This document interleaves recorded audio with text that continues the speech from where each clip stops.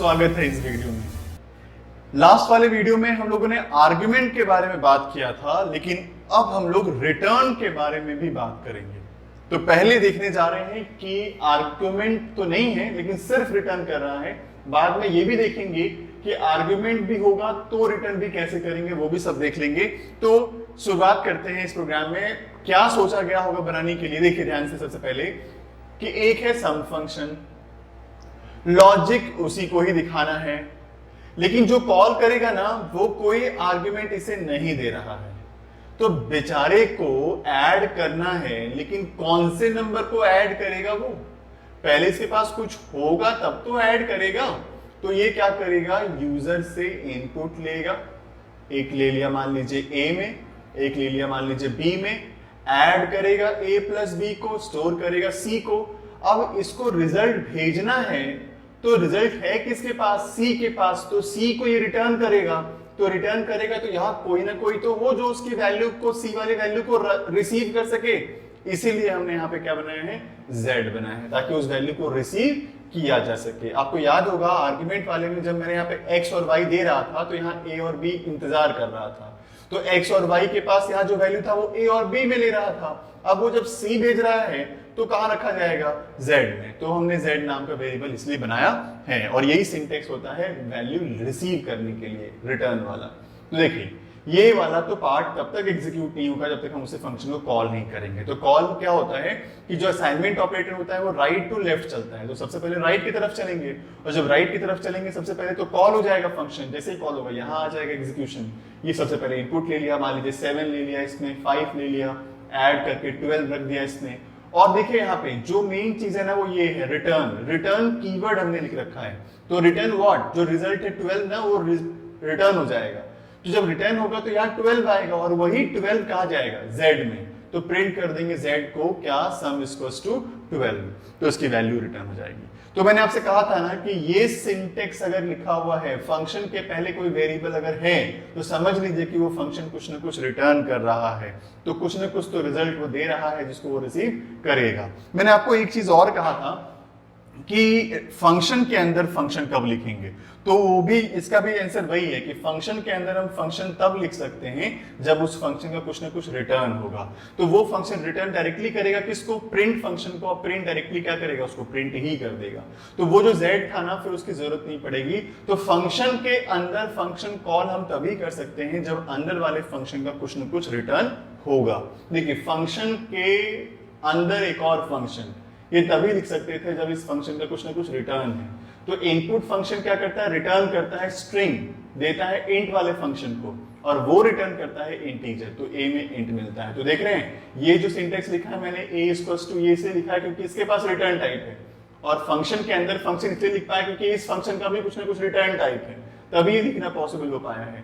तो आपको समझ में आ रहा होगा कि फंक्शन के अंदर फंक्शन कब लिख सकते हैं, और जब हम, अगर हमें इस तरह से लिखना होता है कुछ a इक्वल्स टू, तो तब लिख सकते हैं जब से कुछ ना कुछ रिटर्न टाइप होगा। तो ये पॉइंट आपको समझना जरूरी था जो मैंने आपको बताया है। लेकिन अब मैं इस चीज को प्रैक्टिकली करके दिखाता हूं आपको। तो अभी जो हम लोगों ने प्रोग्राम समझा है, अब उसे हम लोग रन करा रहे हैं। तो ये टाइप कौन सा है, नो आर्ग्यूमेंट विथ रिटर्न। तो ये मैंने आपको समझा तो दिया ही है। अब हम लोग इसे डायरेक्टली रन करते हैं। तो जैसे हमने रन किया, आउटपुट में क्या पूछा जा रहा है, कोई भी वैल्यू, फर्स्ट वैल्यू। तो हमने 7 दे दिया है, और फिर सेकंड वैल्यू 5 दे दिया है, और आउटपुट क्या आ गया है, सम इक्वल्स टू 12 आ गया है। तो इसका मतलब क्या है कि प्रोग्राम सही चल रहा है, कोई दिक्कत नहीं है। और अगर आपको मैंने ये वाला पॉइंट दिखाया था आपको एक एक्सप्लेन करके कि अगर आप z के बिना भी इसको कर सकते हो, तो वो भी मैं करके दिखाई देता हूं आपको। देखिए यहाँ पे जो z है ना, उसकी जगह पे मैं क्या लिखने जा रहा हूँ, सम, तो विथ पैरेंथेसिस, क्योंकि फंक्शन अगर है तो पैरेंथेसिस तो लिखना पड़ेगा ही आपको।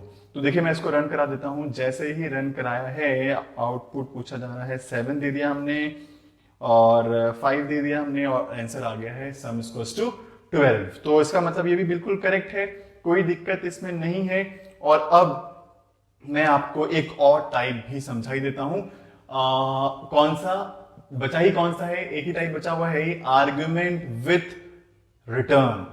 तो आर्ग्यूमेंट देना पड़ेगा, इसका मतलब है कि आर्ग्यूमेंट अगर देना पड़ेगा तो सोचिए क्या करना पड़ेगा हमें। यहां पे लिखना पड़ेगा a और यहाँ पे b, और जब ये दोनों आर्ग्यूमेंट आ ही जाएगा इनफैक्ट, तो हम फिर ये जो यहाँ पे इनपुट ले रहे हैं वो नहीं लेंगे इनपुट, तो हम लोग डायरेक्टली यहाँ से क्या करेंगे, कट करेंगे।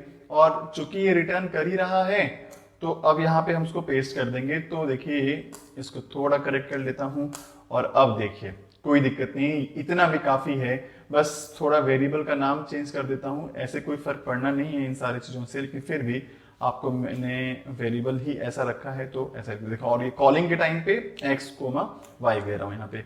तो बिल्कुल ये देखिए ये टाइप है कौन सा, आर्ग्यूमेंट विथ रिटर्न।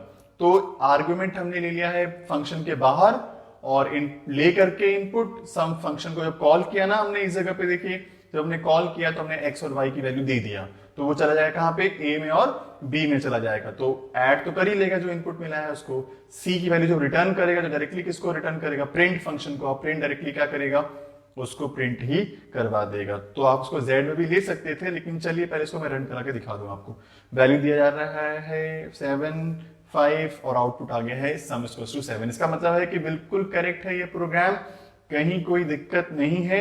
बस एक चीज, अगर आप जो ट्रेंड जो हम लोग फॉलो कर रहे हैं उस ट्रेंड से अगर देखें तो यहाँ क्या लिखेंगे, z is equals to sum of x, y, right. और यहाँ पे हम लोग जहाँ पे ये फंक्शन कॉल किया था वहां पे क्या लिख देंगे, z। तो ये भी आपको वैसा ही जैसे ट्रेंड हमने फॉलो किया था वैसे भी रन करा करके दिखाई दे रहा हूं। तो फिर से वैल्यू मांगा जा रहा है, 7 दे दिया हमने, 5 दे दिया है, और अब आ गया है सम इक्वल्स टू 12। तो उम्मीद कर रहा हूं कि समझ में आपको आ गया होगा। फंक्शन यूज करना बहुत ही इंपॉर्टेंट है। आपको मैं ये भी समझाऊंगा आने वाले क्लासेस में कि आर्गुमेंट कब पास करेंगे, कौन सी परिस्थिति में पास करेंगे, रिटर्न कब करेंगे, कौन सी परिस्थिति में रिटर्न करेंगे, तो सब बताऊंगा धीरे धीरे। आप सिर्फ वीडियो देखते रहो, शेयर करते रहो, लाइक करते रहो, और मैं क्या कहूँ, थैंक यू देखने के लिए आपको यहाँ